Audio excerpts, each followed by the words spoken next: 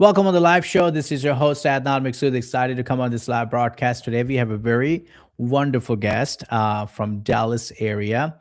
Her name is Wendy Hardin, awesome woman of God. And just talking to her, you can just tell that she loves Jesus and she loves people. So without any further delay, I'm going to bring Wendy Hardin. Do I say your last name correct? Oui, c'est parfait alors. It's perfect. Awesome. Perfect. Well, take a moment and introduce yourself. Who is Wendy? Bonjour à tout le monde. Je m'appelle Wendy Hardin. Je suis professeure, mais je suis la fille de Dieu, du monde. My name is Wendy Hardin. I am the daughter of the King Most High, and I love Jesus with all my heart. And it's an honor to be here with everyone. And I'm so grateful to Adnan Muksud, our lovely host. Thank you so much, Adnan. Thank you. Wonderful. Thank you so much, Wendy. I'm very impressed that you pronounced my last name very well. That's how exactly it's pronounced. You're Oh, I'm awesome. so glad. Wow. So, Wendy, would you please take a moment and share your personal testimony and how the Lord has worked in your life? Absolutely. You know, as a child, Adnan, I was a pretty stubborn young lady. And even though I had been in Sunday school since the age of 2 years old, and we attended the Methodist church, it wasn't until I was 15 that I actually surrendered my heart to the Lord. I was at a retreat for athletes for high school, and it was called Fellowship of Christian Athletes. And we were at a college, we were at Colorado State University. And they had just introduced this idea of reading the word every day. And I was reading in Proverbs 3:5. And that became my life verse. And the Lord literally, it was trust in the Lord with all your heart and lean not on your own understanding. And that is still so applicable to my day to day living. And the Lord literally just gripped my heart and said, you know, won't you trust me? And it was a lot like so many other things in our lives. Like we were afraid to give up, you know, our sovereignty, right? I can remember being 12 years old, someone witnessed to me, and deep down I was like, oh, I want to, but then I won't be in charge anymore. Well, from 12 years old to 15 years old, I decided, you know what? Being in charge isn't worth it. It's a fallacy. And I wanted to give everything I had to the Lord and let Him be my guide. And that's what I did when I was 15. And it was at a retreat. And, you know, since then, I've had so many different challenges. We all do, right? But I can honestly say that He is my joy. He's my rock. He's my father. He's everything to me. So, anyway, it's an honor to be here, and it's an honor to share this story. There's a part two to the story, um, and it's a very it's different, you know. The day that I was saved, the Lord actually came and visited me in an open vision. I didn't even have vocabulary for what that was at the time.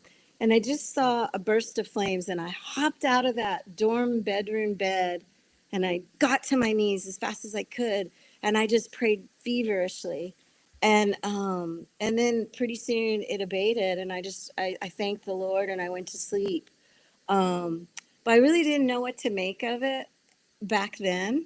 Again, we were in a very much a United Methodist church. Nothing wrong with that church, but I just didn't have the vocabulary or the knowledge for what that was.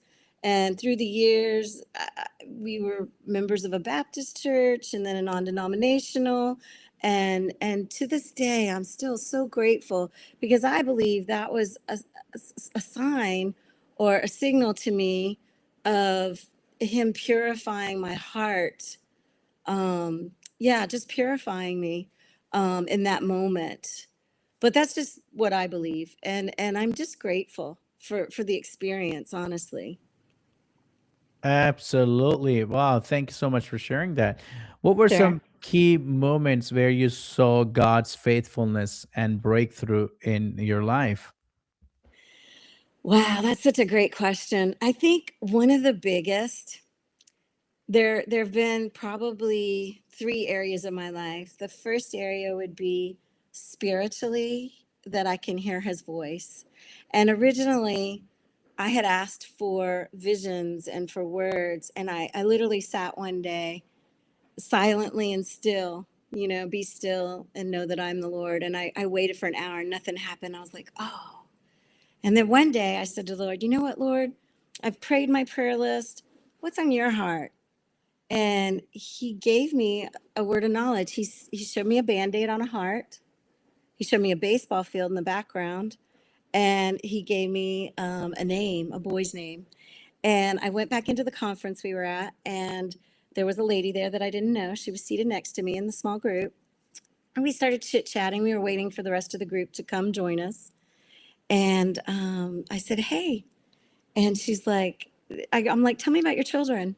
And sure enough, I was able to relay to her the word that the Lord had given me, that her son's baseball heart was broken. And turns out she had a 6-year-old, and it was his first baseball game, and she wasn't there.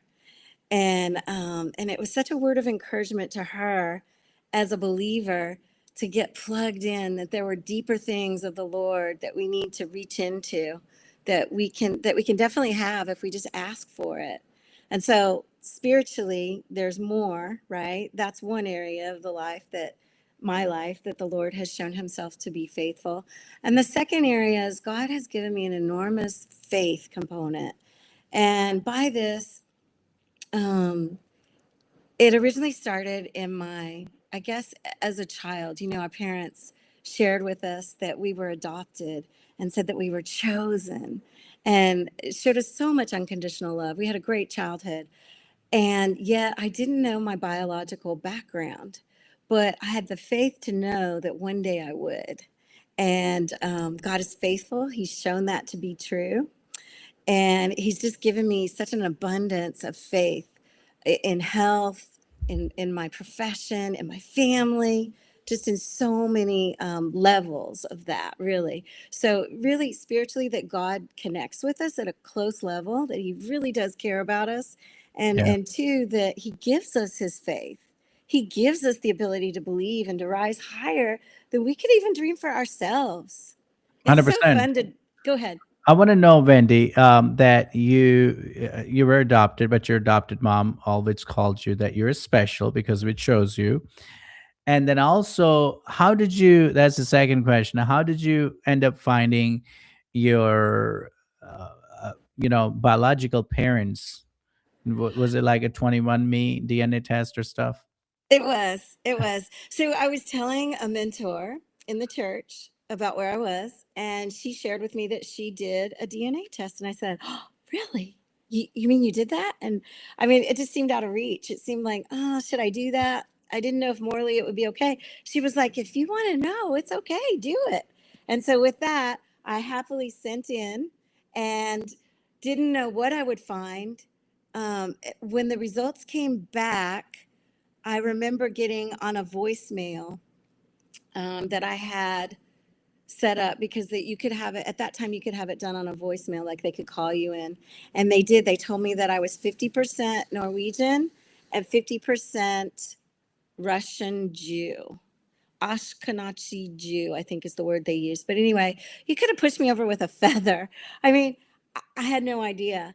And a few years later, probably within 2 years, I was able to meet my brother. I have two siblings on my mother's side, and I have three on my father's side.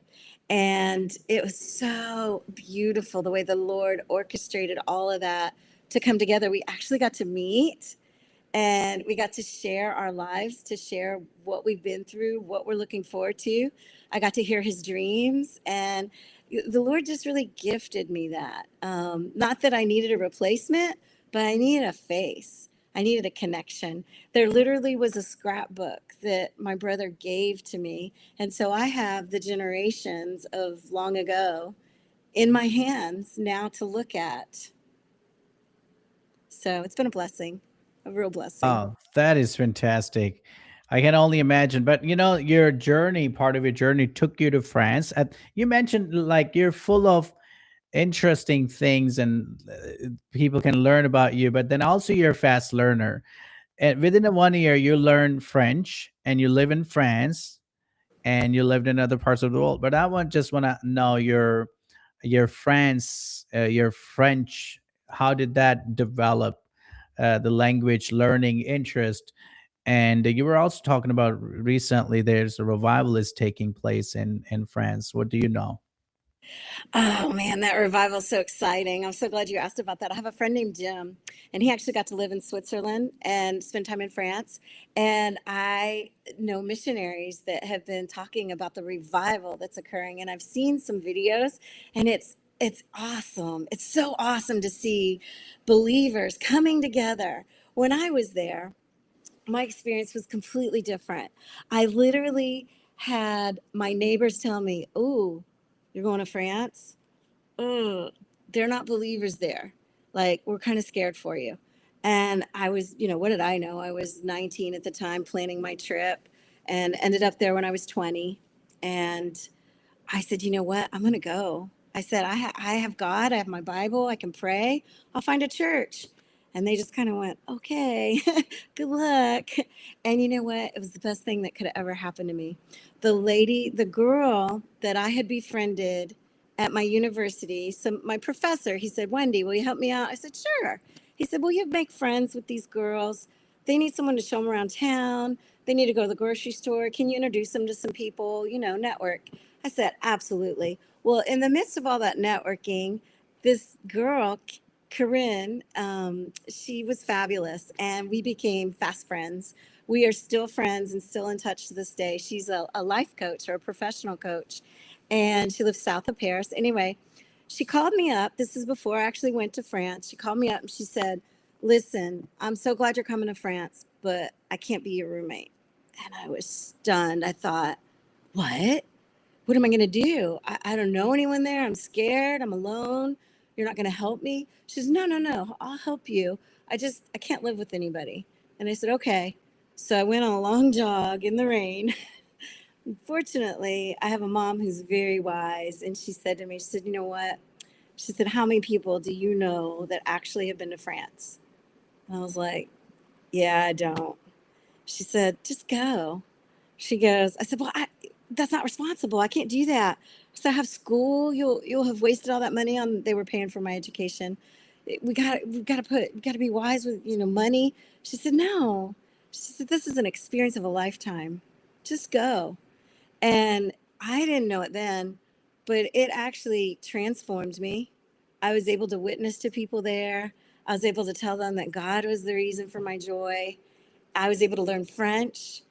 And I didn't know it, but years down the road, the French language actually determined my career.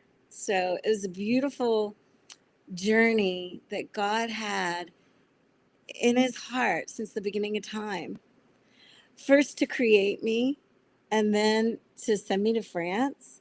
I mean, I was the daughter of a military kid and I didn't know any French. I took a semester there at North Texas and I had fun with it, but I didn't know how to talk.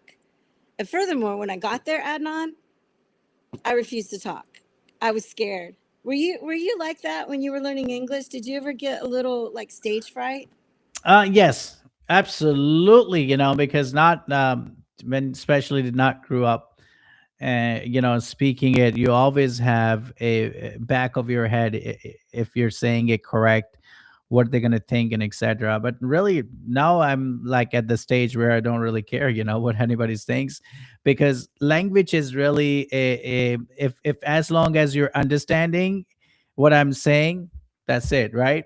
Because there's all sorts of language all around the world, but I think if you can speak it, that's impressive. Like if I can speak the much you can speak French, oh voila, I will do a great thing. I will just continue to like reach people across in the French world to see how I can cultivate a relationship there. Yeah. But what's fascinating to me is you speak, is it Uduru? How do you Urdu, say it? yes, Urdu. And so is that the main language of your land or are there several dialects? How does that work? So the national language of Pakistan is Urdu. So URDU, and that's the national language. But then it's very similar to Hindi as well. The only the difference with the Hindi and Urdu is like Urdu is written like Arabic. Oh, Yes, and Hindi is like I feel scribbled. Like I can't ever understand or read Hindi, but if you speak it to me, I will get it. It's like somebody told me it's like German and Austrian. Like they can really? understand each other, but they can not. Like if you write it, they will not understand. It's like you can understand Spanish, but can you read Spanish? Probably not. Uh, Not really. I don't even know if yes. I can understand it. I know a couple of words. Yes, yeah. So that's my thinking is, but also overall, it's a great art to be able to speak English, and I think I'm still learning some of the words. Often people would ask me, "Do you first think in Urdu and then you speak English?" I said, "No, I just speak English." It's like Right, you know what I'm right. saying? Like you're thinking about it in your own language, and then you're like, "Let me just get it in." Like, no, Do I you think I've been. remember? Do you Mhm, go remember ahead. the first time? I'm sorry, I just have to know. So, do you Sure. remember the first time that you dreamed in English and you woke up? How did that make you feel? That's a good one. That's a good one. I actually always now it's fascinating to me. Uh, the very first time when I moved to America, I was dreaming in I was asking myself in Urdu, is like, am I really in America? You know, Oh, because I was quite young when I came to America, and then you just l- learn to live and learn to even dream in English. But I really don't like. I can't really tell you like whenever I dream is that in English or Urdu. Never thought of that. Yeah, but maybe oh, that's I'll be that's intentional great. next time. Was it intimidating to come to America, or had it been your dream all along? It's always been growing up. Did not even know America existed Wow. because like we did not learn it in geographicals, like not people much talked about it. And I came to know America, I think, at the age 12, 13, 14. Yeah, I should have known Wow. before, I think. But then also I started speaking. Used to speak very broken English at the age probably 16. Before 16, I could only say welcome and thank you. How are you? That's it. So, how did you learn? What taught you? It's actually started because in the computer, when computer was my father he gave us a gift to all of us on a Christmas, a computer. The kids could, like, now have access to computer back in 2000, I'll say 13 for 2012 or 13. And that's how we started learning about the computer. And then really English, like fluently and understanding more vocabulary, it's really happened when I started reading Bible in English. So I remember my wife came to Pakistan, and she gifted me a Bible. I told her, hey, I would like to have a Bible in English. So I would just carry the Bible all over by faith. And now I decided that, you know what, I'm going to read in Urdu, and I'm going to preach in read in English and preach in English. Fascinating. Yes, yes. But what about Fascinating. you? Did you read a Bible in French? Yeah, I'm so glad you asked. I was just kind of reflecting. I it's a crazy story. You ready for another crazy story? So we were on our way to a field trip, and I was the French teacher, and I started making friends with the bus driver because she's at the Mhm. front of the bus, and she starts chatting with me, and I was telling her all about my experience in France, and she loved the French language, and she said, "Wow, I can't believe," and she was just hanging on all my stories, and I thought, "Oh, that was so beautiful. I loved making friends with the bus driver." Well, I want you to know, Adnan, the joke was on me. She was such a good friend to me. She brought me a giant box filled with books and two different Bibles, and they were in the French language. She Oh, gifted me wow. them. Yes. Beautiful. And It touched my heart so much, and I kept them on my desk at school, and I read them. And I remember thinking, as I left teaching French, I thought, I wonder if I should just really start focusing on that now. Maybe that's what the Lord wants has for me, is maybe I should be digging into those Bibles, because it was so beautiful. Because one of them is very modern language, very today's French, and it has little cartoon characters kind of penciled in, kind of mhm, like the Good News Bible. yeah, yes, And then the other one is more like King James-ish, more formal. So, yeah. Wow, yeah. that's interesting. That's how. But you read a lot of French Bible, though. Did you, or how did you? I should say, learn speaking French is by speaking, by listening, or by even reading majority of the time, or practicing. That is how I practiced, was reading. I had to take a certain level of French, so I took two different classes. I had French 1 and French 2 at the college level. And I would go at 8 o'clock in the morning and finish at 4 o'clock every afternoon. It was like being in public school again. And I did that a whole semester, and I ended up with 2 levels of French. And that was all I had. We had learned a little bit of French in Ottawa when we were children. We were there for 3 or 4 years, Yeah, from the age of 5 to, I don't know, 8 or 9. But it was a secondary language. And my best friend was French Canadian, Sean yeah, Watson, yeah, and they were Catholic, and I learned a little bit from him, but not a lot. It was really truly by being in the culture. yeah. There's nothing like being True. saturated, Yeah. in the culture. And yeah, but when I first arrived to France, I was scared to talk. I Yes. was like, I don't want to make a mistake, because they'll correct you. They're Same. like, oh, do, do, do, do, do. So, and I But did not want to be here corrected. in America, people don't correct you. They're always very encouraging. And that's Ah, what I really loved about Americans. They won't make a fun. In Pakistan, they will make fun of you if oh. you don't speak or mispronounce the word. They will make fun of you, like in Pakistan. And it's joking thing in Pakistan. It's not really It's not encouraging thing. serious. And even like your brothers or your sister, they will, like, make faces and say, oh, you try pronouncing this word, and that's really the bigger fear of a lot of Pakistani have, uh learning English. So that's really, but I want to ask you, like, for 2026 questions, what has the Lord been speaking to you in this season, or what you, or even 2026, you feel like God is leading you to do? You know what? I really feel like right now, for me, the word for my life and for those around me, it's a fusion of two different words, and it's identity and restoration.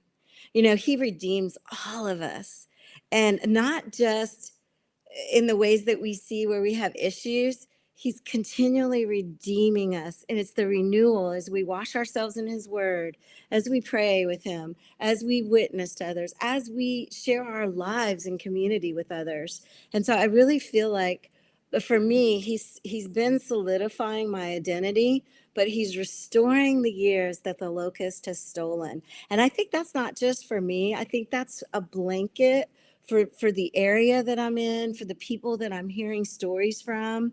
I'm part of a group called City Fam, which is based out of Houston, where you are, and it's everywhere. It's in all the cities, and it's just a community of believers that meet twice a month. And if you don't have connection, look up City Fam, type it into your internet, and look up where a chapter of people are, and start hanging out with them. They're going to be volunteering. Our volunteer this month is going to be for a night to shine, to help special needs students have a prom, have a special night where they feel like they're special. It's called a night to shine. And so this is just one way for God to reveal his beauty.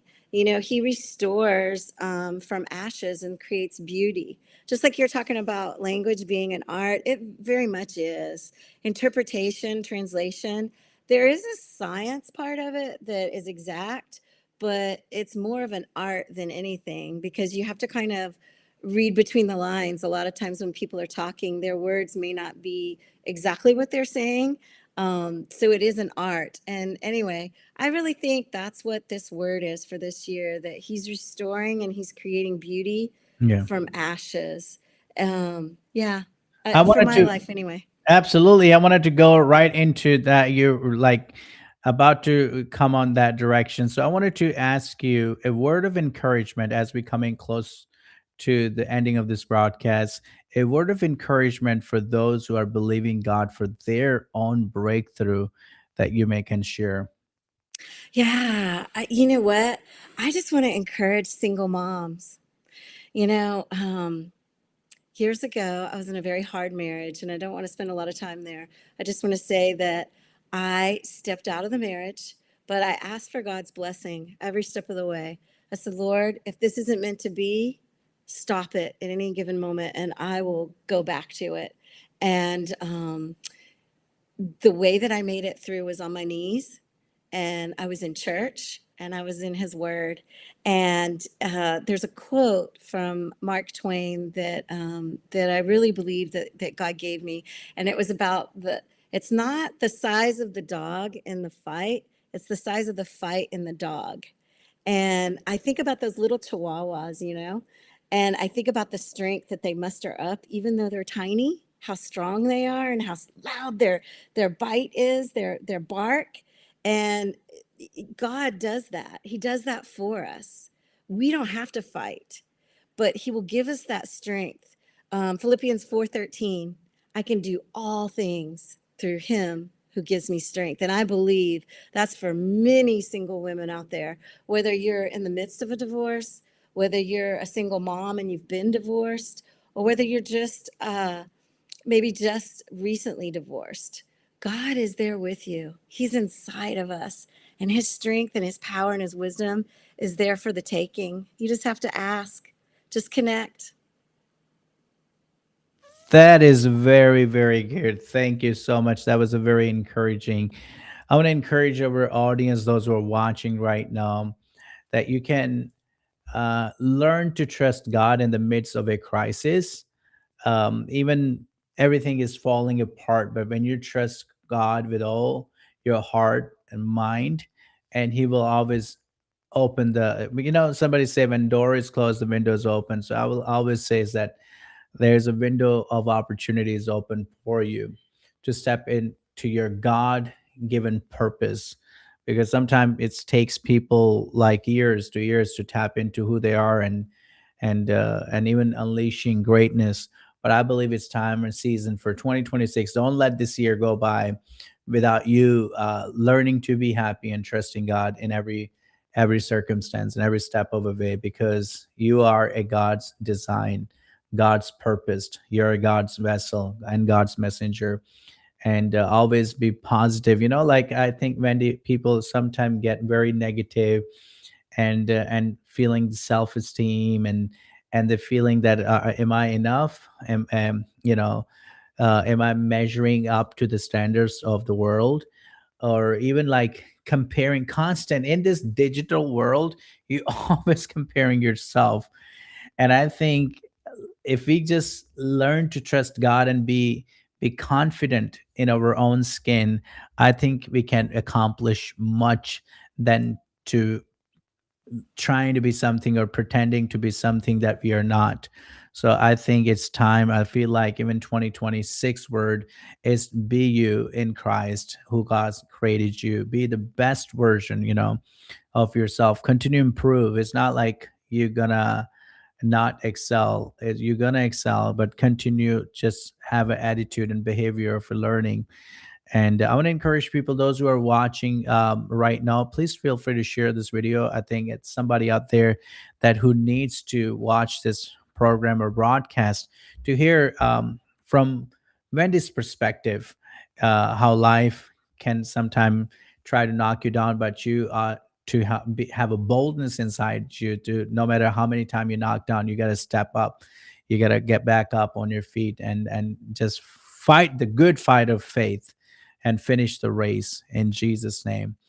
Well, make sure you download Vision Television Network app on your Apple TV or Fire TV and iOS devices. You can also watch us on Roku and on satellite. And I want to encourage people to continue to share, invite your friends on so they can watch Vision Television Network as well 24/7 around the clock, because we have phenomenal